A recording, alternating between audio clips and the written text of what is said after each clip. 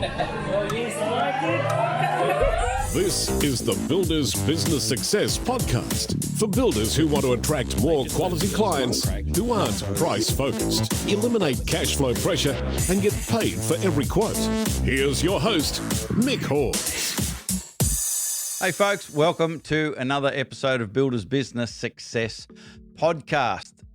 If you've never seen it, listen to it before. The focus of the podcast is to help owners of building businesses, specifically established builders, overcome many of the common, costly, frustrating, pain in the butt issues that we've found over the years can pretty much be fixed because they're not out there problems, they're in here problems. They're problems that come from mindset, they're problems that come from process and procedure, and that means that they are within the control of the business and the business owner to be able to change and enjoy the benefits from those changes. And they're all of the sorts of things we'll be talking about in this podcast. In this particular episode, talking about avoiding what we call random acts of marketing. It is something that we've done for a long time. Most builders do it. In fact, most small businesses do it, where what they're doing and thinking that they're putting the right activity into their marketing really is very disjointed, and it's not connected to a series of events that will give you the outcome you want. So we want to cover that in this episode. Also, in the Q&A section in this episode, the question that we get asked so much is, how do we get more leads? So I'm going to address that question. I'm not necessarily going to give you the answer that you'd want, but I'm going to give you the answer that you need to address that question. And of course, we're going to do the personal productivity hack. So let's get on with it. Okay, so let's talk about random acts of marketing. And the overall concept of random acts of marketing is that we will try a bit of this and we'll try a bit of that. And more often than not, the idea of the outcome that we want to create from that marketing activity is to make a sale.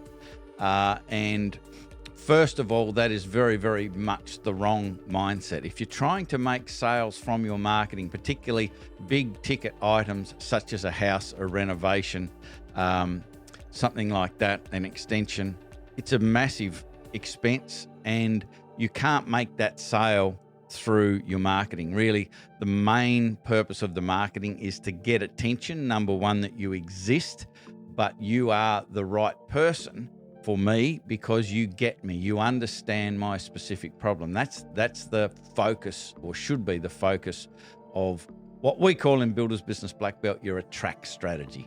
And the reason that I'm using the word marketing in the podcast is because if I used attract strategy, you might not know what I was talking about, but that's the language that we use in Builders Business Black Belt, specifically because marketing, if I say that to anyone, what do you do for marketing? Almost always, the only answer I get back is what they are doing for advertising. And that is just one part of marketing. So we found over the years it was easier just to get rid of the label marketing and call it attract, because there are many things that are outside of advertising that you can do to attract customers to you. And we can talk about that on another episode, but I just wanted to clear that up straight away. So one of the challenges is, first of all, trying to market something that people aren't looking for is really hard. And so they're not looking for you. We've got to understand that they're not looking for you.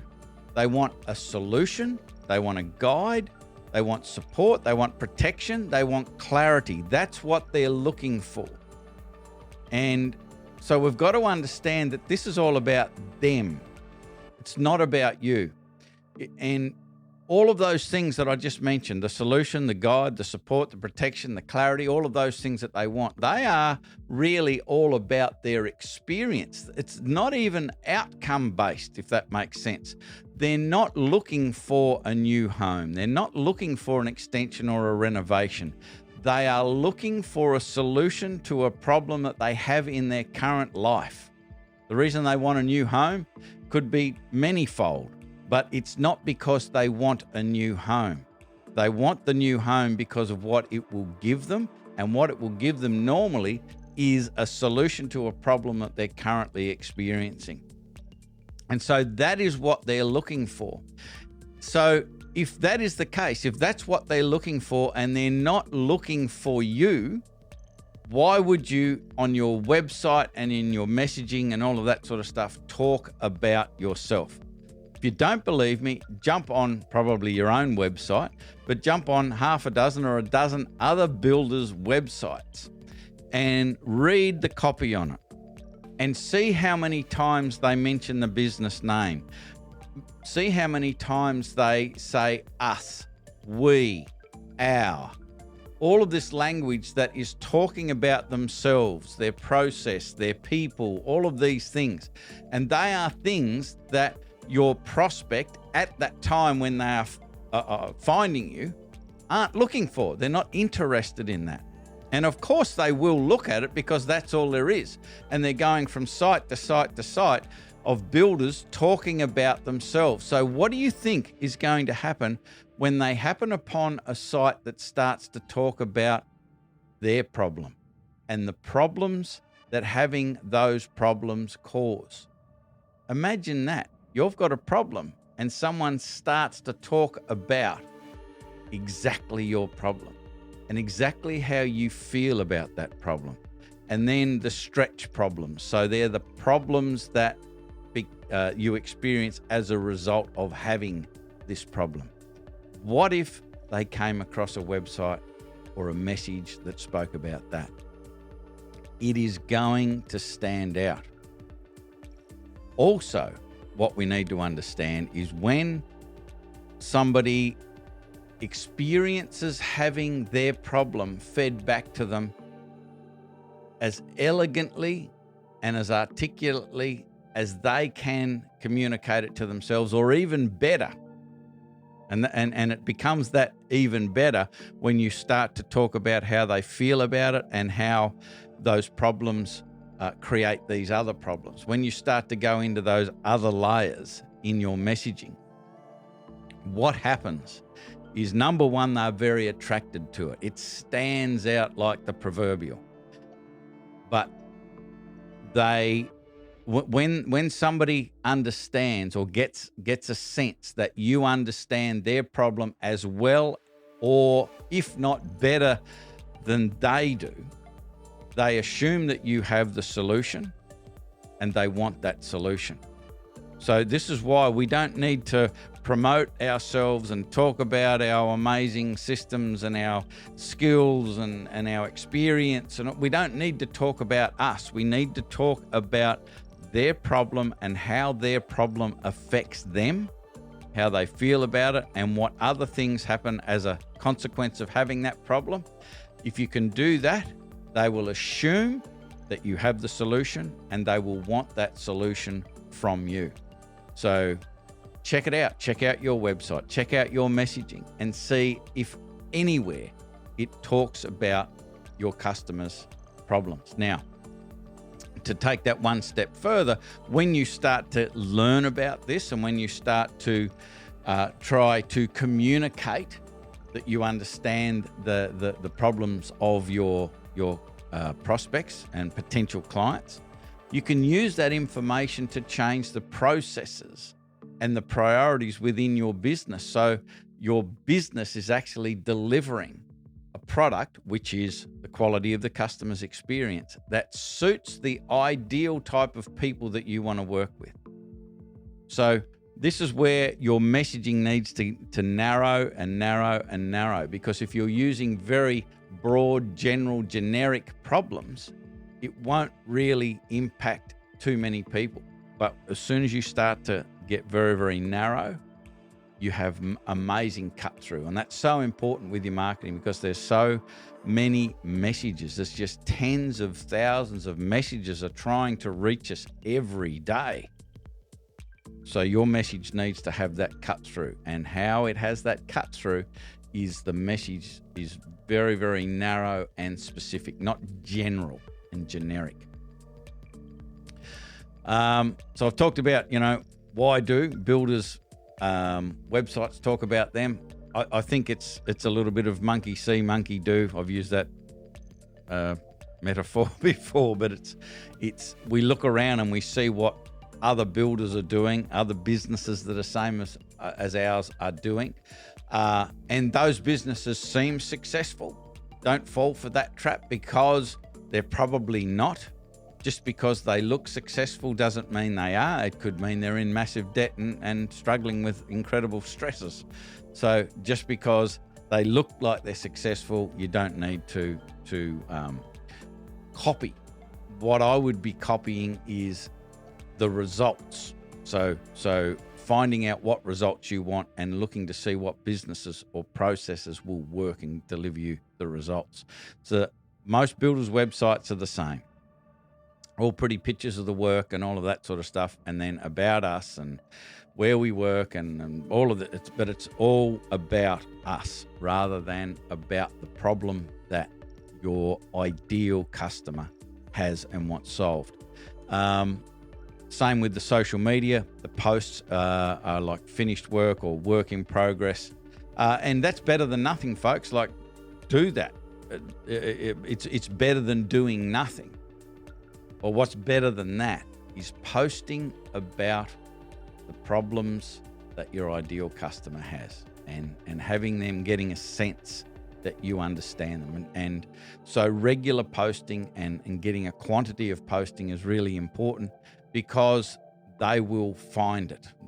If there is a lot more content out there rather than just one or two random bits of content, if there is a consistency about your posting in social media and so forth, and it's always about their problem. It's not about the solution. It's always just about the problem. Your ideal clients will start to see that. They've got friends who are just like them who will share what they've discovered. And without even knowing and having met you, you can start to get referrals from that sort of marketing. So I hope that makes sense.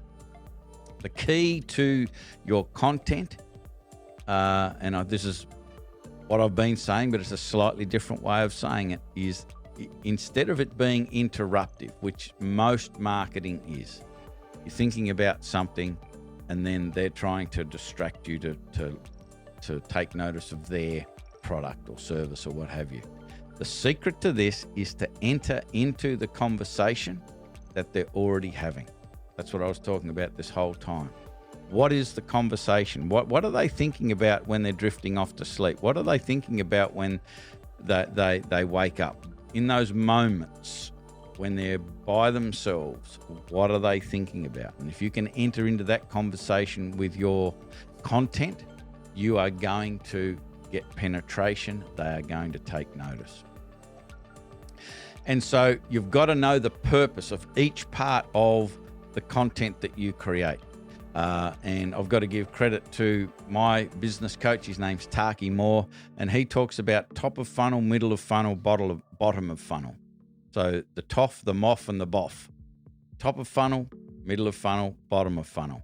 And top of funnel, so you've got a funnel where you're putting the leads in, and then they go to the next part of the funnel, and then they go to the next part of the funnel. The top of funnel is all about creating awareness, and you do that by entering into the conversation that they're already having, and you give them a pathway to jump into something of yours, whether it be a Facebook group or a database where they'll receive emails or whatever, but that's your middle of funnel. And the middle of funnel purpose is to elevate your status as an authority. But if you try and do that at the top of the funnel, it doesn't make the impact because you're not talking about their problem. So top of funnel is entering into the conversation. Once you've done that and they go, hey, this person understands my problems, I'll take action to download their guide or whatever and jump into their database or join their Facebook group or what have you. And that's your middle of funnel. And that content needs to have a very specific purpose as well, and that is to elevate your status as an authority. So you're elevating your status as an authority, but you can't do that until they believe you know about their problem and understand their problem. And then bottom of funnel is where you create the conversation and have the call to action where they will reach out to you and phone you, email you, get in contact with you in some way. That's that call to action. So you've got to know for each part of your attract strategy what each part's purpose is. Top of funnel, middle of funnel, bottom of funnel. Map out your progress.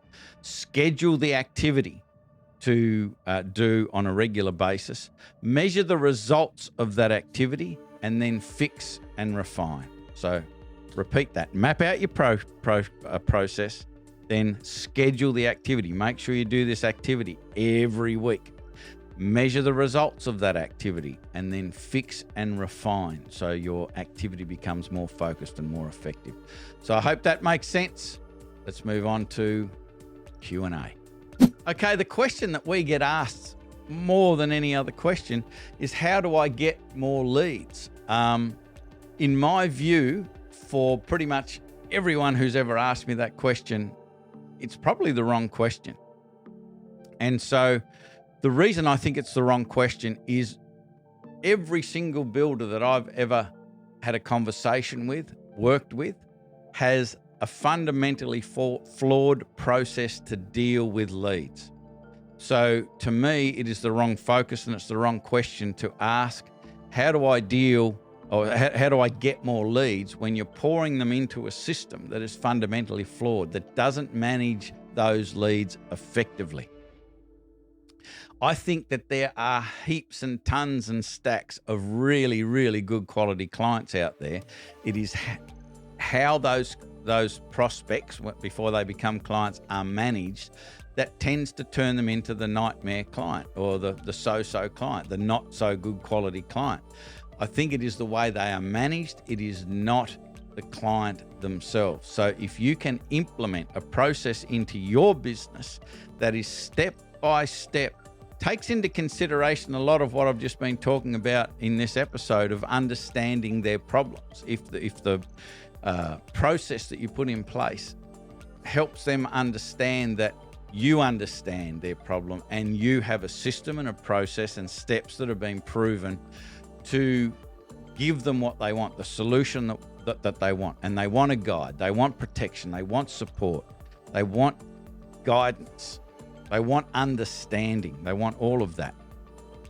So there are many great quality clients out there that don't turn out to be good quality clients because of the process that they're put through, how they're managed. So my question would be, how do I do that before I start to spend time, money, and effort in generating leads? Because those leads will just be burned. Imagine having a lot less leads, but a lot more high quality clients that are prepared to pay a premium price, that are prepared to follow your process and tap into your immense experience, knowledge, and skill to guide them to get the best possible outcome. That's the best possible outcome for everybody involved. It's the best possible outcome for the client, and it's the best possible outcome for you because you are being respected and you are being used for your genius, for your skill set.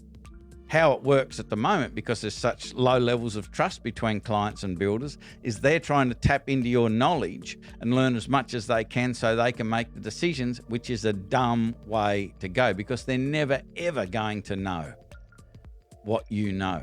So the smart way is to build rapport, have a high level of trust, openness and transparency, them communicate exactly what they want, what the genuine budget is, what their fears and concerns are, and you come in and you use your experience and your knowledge and your systems and your intellectual property to work as a team with that client, and you will get the absolute best outcome. So I would suggest that you implement a process and get very, very clear on who you want and what's important to them, right? And have a process that manages that. The other thing you need to do as well is understand who you don't want and what's important to them, and make sure that doesn't exist in your business. So the type of people that you don't want are these price shoppers, bargain hunters, and so forth. So if you are delivering price competitiveness, they will be attracted to you. So why would you deliver price competitiveness? What you need to deliver is massive value to someone who recognizes, wants, desires that value and is prepared to pay for it. That's how your messaging needs to be set up, but that's how your process for your leads needs to be set up. Okay, personal productivity hack time. I hope you like this, but there's a fair chance you might not, because I'm talking to you. I want to suggest to you that you need to have written goals. You need to start writing goals down. And I've been doing this for so long, well over 35 years, and you start to talk about goal setting to many people and their eyes roll back in their head and they go, oh, not this again. Or for whatever reason, people don't set goals. I've done it before. It didn't work. I don't like it. I can't come up with any. I don't have anything that inspires me. And blah, blah, blah. You know, it's just all of that sort of stuff. So they don't have written goals. So my first suggestion for this personal productivity hack is, even if you don't like it, even if you don't want to do it, start writing down some goals.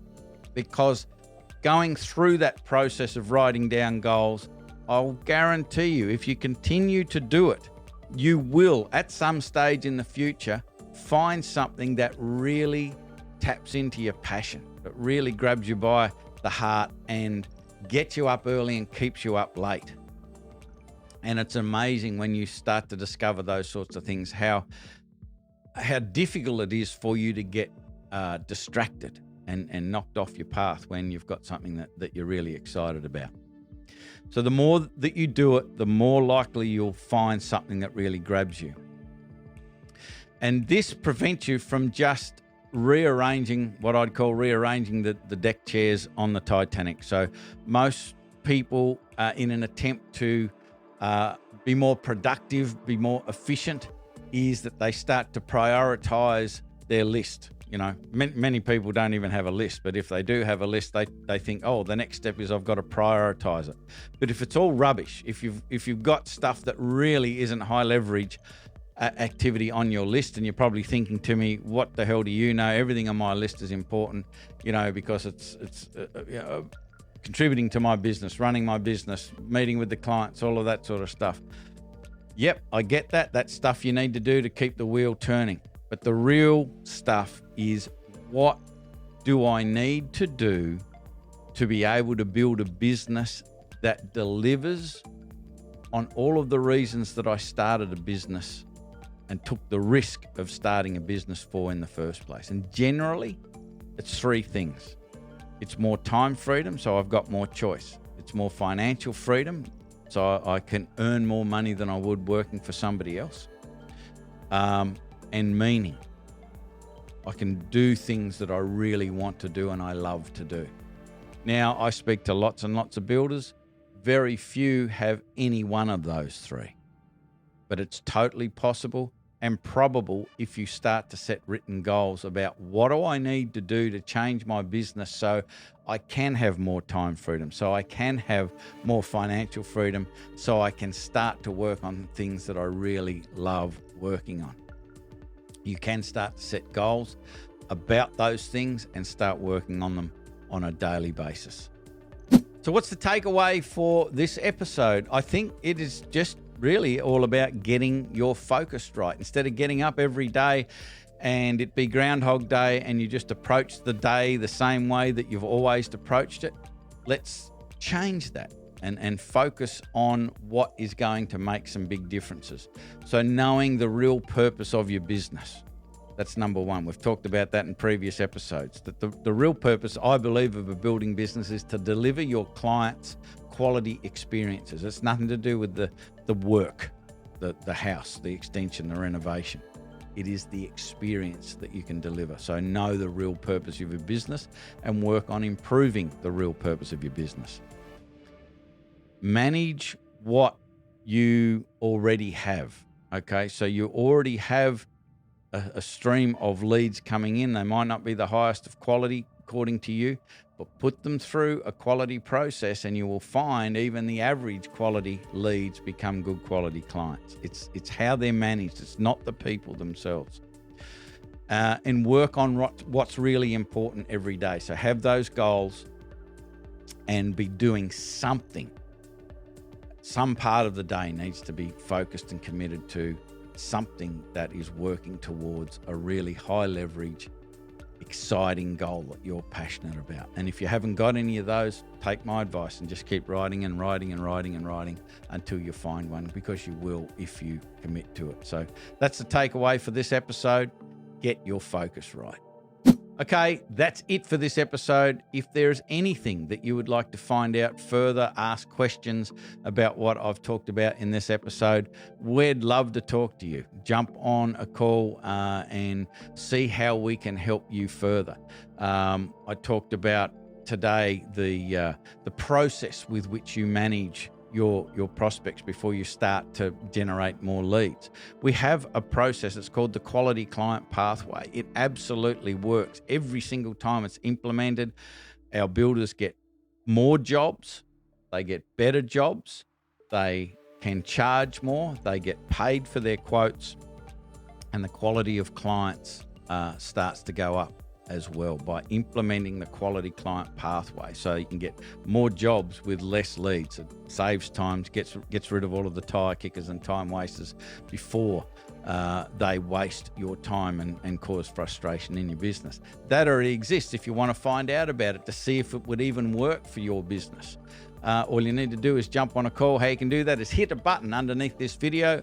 There's a book a call button there. If you're listening to the audio only version of this podcast, just navigate on the interwebs to buildersbusinessblackbelt.com.au, and there's a couple of buttons right there in front of your face that says schedule a call. Hit the button, that'll take you to a little form, tell us a little bit about your business, and then you can schedule that call, which is a ton of fun, finding out whether this would work for your business. So I hope you enjoyed this episode of Builders Business Success Podcast. We will be back before you know it with another episode of Builders Business Success Podcast. I'm Mick Hawes, Builders Business Black Belt. Bye for now. Okay, that's the podcast. If you have a question or want to know how Mick can help with your building business, email your request to mick@buildersbusinessblackbelt.com.au. Do it now.